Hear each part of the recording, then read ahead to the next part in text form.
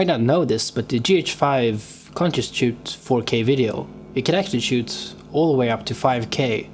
How?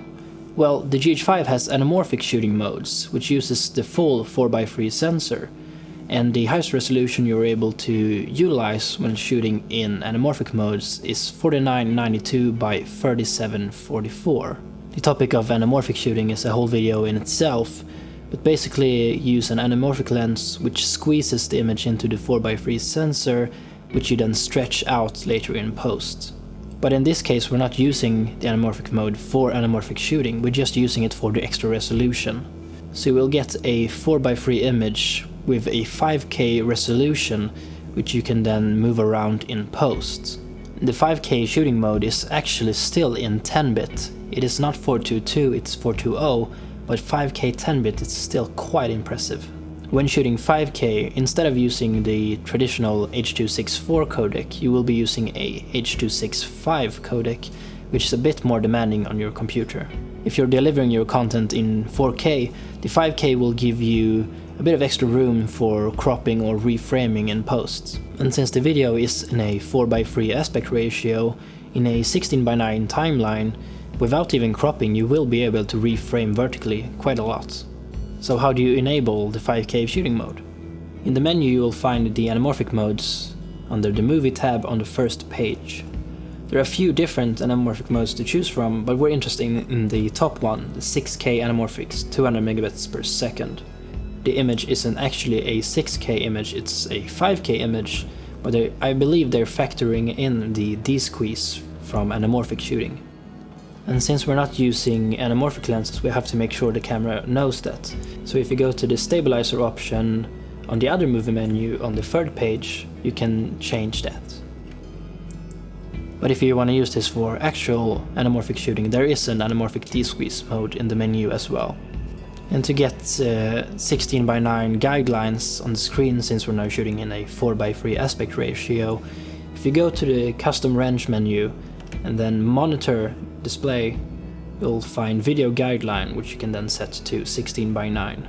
The video guidelines aren't that visible, but I noticed on my external monitor that if I put the aspect ratio to 235:1, they actually lined up pretty well to the 16:9 lines, because of the 4x3 aspect ratio that we're shooting in. And speaking of external monitors, I found something quite disappointing. When you're using an external monitor and shooting in the 5K, once you hit record, the monitor turns black. So you will only be able to use your external monitor for setting up the shot. Once you hit record, you'll have to rely solely on the LCD screen on the back of the camera.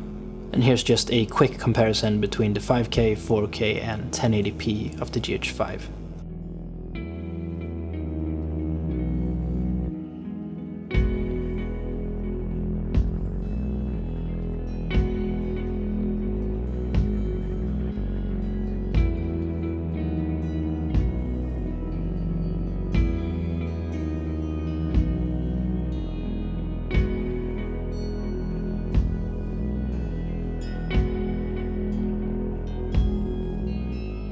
And if we want to compare the frame size in terms of resolution between the modes, here's the 5K 4x3 aspect ratio on the GH5.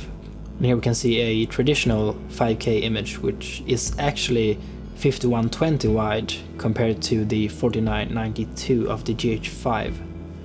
And here we have a cinema 4K image, which is 4096 by 2160, followed by a UHD 4K image, which is 3840 by 2160, and lastly we have a Full HD 1920 by 1080. So when would it be useful to shoot in 5K? Well, the normal 4K on the GH5 actually uses the full width of the sensor and then downscales down to 4K. So if you're delivering in 4K and not doing any cropping at all, the 5K mode won't really give you any benefits compared to the 4K modes. And if you're delivering in 1080p, 4K will give you plenty of room to reframe and crop, so I don't think there's any added benefit to shooting in 5K instead. So shooting in 5K I would really only do if I had to deliver in 5K, or if I'm delivering in 4K and I'm planning to do a bit of reframing in post. Hopefully you learned something new about your GH5 today. Like the video if you liked it, subscribe if you want to see some more, and I'll see you next time.